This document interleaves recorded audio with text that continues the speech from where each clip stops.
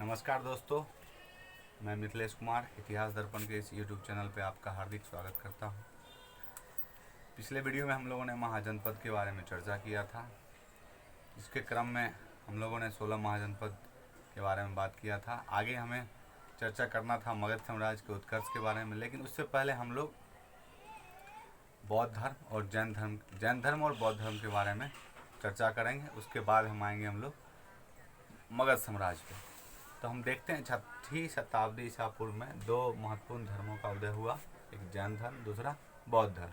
तो सबसे पहले हम लोग चर्चा करेंगे आज जैन धर्म के बारे में।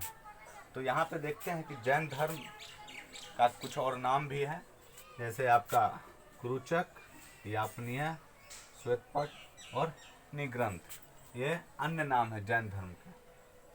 यहाँ पे देखते हैं कि जैन धर्म में 24 तीर्थंकर हुए, जिसके बारे में, इनके जीवनी के बारे में भद्रबाहु द्वारा रचित पुस्तक कल्पसूत्र में इनका वर्णन मिलता है।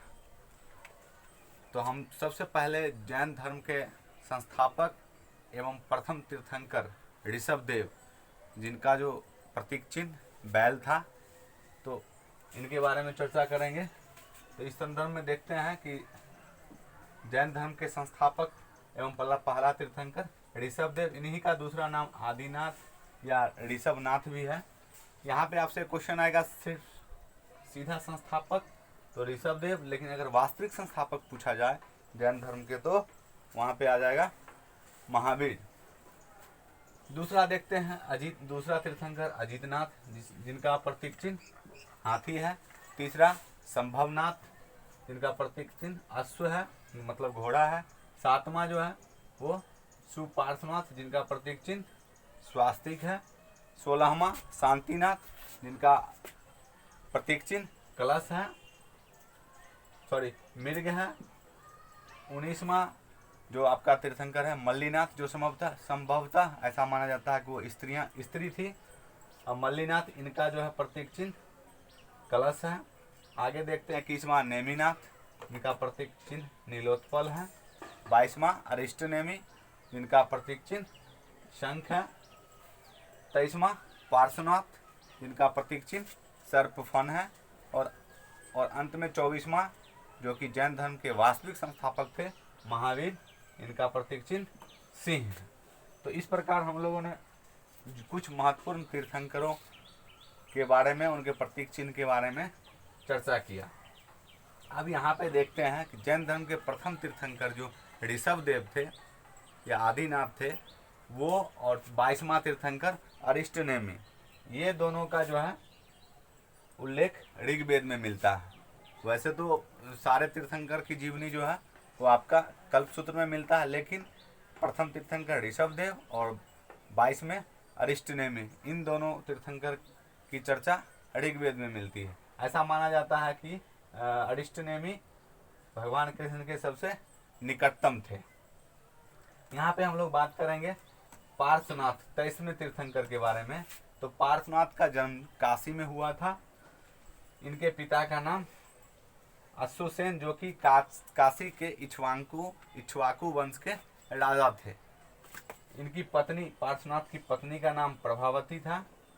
यहाँ पे देखते हैं कि पार्श्वनाथ जो है 30 वर्ष की उम्र में, 30 वर्ष की अवस्था में ज्ञान प्राप्ति के लिए निकले थे, और लगभग 83 दिनों के कठिन तपस्या के फलस्वरूप सम्मेद पर्वत पे इन्हें ज्ञान की प्राप्ति हुआ।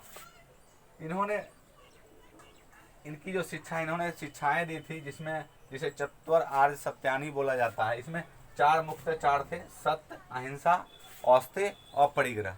सत्य मतलब झूठ नहीं बोलना, अहिंसा मतलब हिंसा नहीं करना, औस्तेय मतलब चोरी नहीं करना, और अपरिग्रह मतलब धन का जो है, धन को इकट्ठा न करना। जैन ग्रंथ में पार्श्वनाथ को पुरुषादनीय बोला गया है। तो इस प्रकार हम लोगों ने पार्श्वनाथ के बारे में चर्चा किया। अब हम आते हैं जैन धर्म के वास्तविक संस्थापक एवं 24वें तीर्थंकर महावीर के बारे में चर्चा करेंगे। हम देखते हैं इनका बचपन का नाम, प्रारंभिक नाम वर्धमान। इनका अन्य नाम की बात करें तो कैबलिन, निग्रंथ, महावीर और जिन। मतलब महावीर का बचपन का नाम वर्धमान था, लेकिन दूसरे अन्य नाम की बात करें तो केवलिन, निग्रंथ, महावीर और जिन। इनका जन्म 540 ईसा पूर्व में वैशाली के कुंडग्राम में हुआ था और इनकी मृत्यु 468 में पावापुरी राजगीर में हुआ था। कहीं कहीं पे इनका जन्म 599 ईस्वी पूर्व दिया जाता है, उसके अनुसार यहाँ पे 527 ईस्वी पूर्व होना चाहिए। तो कुल मिलाकर ये लगभग 72 साल तक जीवित रहे। इनके पिता का नाम सिद्धार्थ था, जो कि यात्री कुल के सरदार थे। और ये जो सिद्धार्थ थे इनके पिता, महावीर के पिता, ये जो है 23वें तीर्थंकर पार्श्वनाथ जो थे इनके अनुयायी थे, मतलब इनके शिष्य थे। आगे हम देखते हैं इनका माता का नाम था त्रिशला, जो कि लिच्छवी के राजा चेटक की बहन थी। यहाँ पे हम आगे देखते हैं इनके पत्नी का नाम यशोदा था। वहीं आगे हम देखेंगे बुद्ध की पत्नी का नाम यशोधरा था। तो यहाँ और इनकी पुत्री मतलब महावीर के पुत्री का नाम अनुज्ञा या प्रिय दर्शना था, जिनका शादी जमाली से हुआ था। यहाँ पे हम देखते हैं कि महावीर की बहन सुदर्शना, महावीर की बहन का नाम था सुदर्शना। इनका पुत्र था जमाली, जो कि महावीर का बाद में दामाद हुए। और महावीर ने इन्हें सर्वप्रथम अपना उपदेश दिए थे। मतलब अगर ऐसा क्वेश्चन आता है कि महावीर के प्रथम शिष्य या प्रथम उपदेश किसको दिए थे, तो उनका अपना दामाद जमाली था, जो राजगृह में दिए थे। हम आप बात करें गृह त्याग की बात करें तो यह 30 वर्ष की आयु में ये घर से निकले थे ज्ञान प्राप्ति के लिए। यहाँ पे हम देखते हैं कि लगभग 12 वर्ष तपस्या के बाद इन्हें जुम्भिक ग्राम में ऋजुपालिका नदी के किनारे साल वृक्ष के नीचे ज्ञान की प्राप्ति हुई। जब इनकी ज्ञान की प्राप्ति हुई तो कैवल्य कहलाए। यहाँ पे इनका 3 नाम मिलता है ज्ञान प्राप्त करने के बाद, जिन, निग्रंथ और अहर्त। जिन मतलब विजेता, निग्रंथ मतलब बंधन से मुक्त और अहर्त मतलब पूजनीय, योगी। तो इस प्रकार हम लोगों ने इनके 3 नामों के बारे में चर्चा किया। आगे हम देखते हैं इनके गुरु का नाम था मखलीपुत्र गोसाल, जिनके साथ जो है ये अपना जो है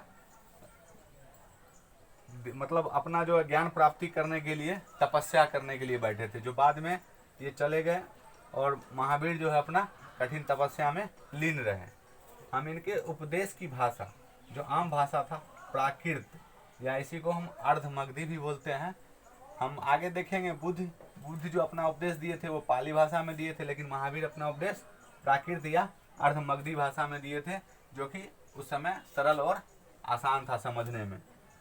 प्रथम जैन भिक्षुणी का अगर आपसे नाम पूछा जाए तो चंपा थी, और भिक्षुणी संघ का जो प्रधान थी उसका नाम चंदना था। महावीर ने अपने अनुयायियों को, अपने शिष्यों को 12 गंधर्वों में बांटा था, जिसमें महावीर के मरने के बाद, मृत्यु के बाद एक सुधर्मा ऐसा गंधर्व था, जो कि अपना उपदेश जो है वो देते रहे। हम यहाँ पे बात करें तो जैन मत जो है वो 2 भागों में बट गया था।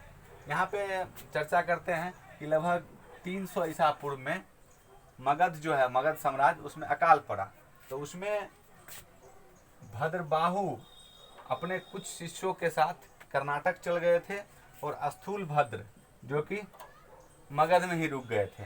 तो जब स्थिति समान हुई तो भद्रबाहु जो है वो कर्नाटक से फिर मगध साम्राज्य में लौटे, और जब लौटने के बाद जैन धर्म में मतभेद हो गया। तो उसी समय जैन धर्म जो है 2 भागों में बट गया, एक श्वेतांबर, दूसरा दिगंबर। श्वेतांबर मतलब श्वेत वस्त्र पहनने वाला, और दिगंबर मतलब नग्न रहने वाला। तो इस तरह से हम लोग देखें जैन धर्म 2 भागों में बट गया, श्वेतांबर और दिगंबर। यहाँ पे हम जैन धर्म के त्रिरत्न की बात करें तो सम्यक दर्शन, सम्यक ज्ञान और सम्यक आचरण, ये हो गया जैन धर्म के त्रिरत्न। अगर हम बात करें बौद्ध धर्म के त्रिरत्न की बात, तो बुद्ध, धम्म और संघ, जो कि आगे हम लोग पढ़ेंगे। तो यहाँ पे देख लिए त्रिरत्न जैन धर्म के सम्यक दर्शन, सम्यक ज्ञान और सम्यक आचरण। अगर जैन धर्म के सिद्धांत की बात करें तो एक अनेकांतवाद और स्यादवाद, जिसके सम्मिलित रूप को क्या बोलते हैं, सप्तभंगिनी, ये इनका सिद्धांत था। जैन धर्म जो है वो आत्मा को मान्यता देता है। आत्मा, क्रम, मोक्ष, वर्ण और पुनर्जन्म एवं क्रमवाद, इसमें विश्वास रखता है, लेकिन ईश्वर में विश्वास नहीं रखता। इस तरह से हम आगे देखते हैं कि 2 जैन संहिताएं हुई है। बौद्ध धर्म में हम लोग पढ़ेंगे 4, यहाँ पे 2 जैन संहिताएं हुई हैं। एक प्रथम देखते हैं तो 300 ईसा पूर्व में पाटलिपुत्र में हुआ था, जिसके अध्यक्ष थे स्थूलभद्र, जो कि आपका श्वेतांबर का महत्वपूर्ण हुए। आगे हम देखते हैं, श्वेतांबर से संबंधित थे। आगे हम देखते हैं द्वितीय है, ये आपको 6ठी शताब्दी ईसा पूर्व में वल्लभी, जो कि गुजरात में पड़ता है, यहाँ पे द्वितीय जैन संहिता हुआ था, जिसमें अध्यक्षता किए थे देवर्धि, क्षमा, श्रवण। तो इस तरह से हम लोगों ने 2 जैन संहिता के बारे में चर्चा किया। तो इस तरह से हम लोग आज प्रमुख तीर्थंकरों के बारे में चर्चा किया, जिसमें मुख्यतः पार्श्वनाथ और महावीर के बारे में चर्चा किया। अगले वीडियो में हम लोग चर्चा करेंगे गौतम बुद्ध के बारे में। उसके बाद इन बौद्ध धर्म और जैन धर्म में कुछ तुलनात्मक अध्ययन होगा, उस पर चर्चा करेंगे। दोस्तों, अगर ये वीडियो आपको अच्छी लगी तो इसे लाइक और सब्सक्राइब करना ना भूलें।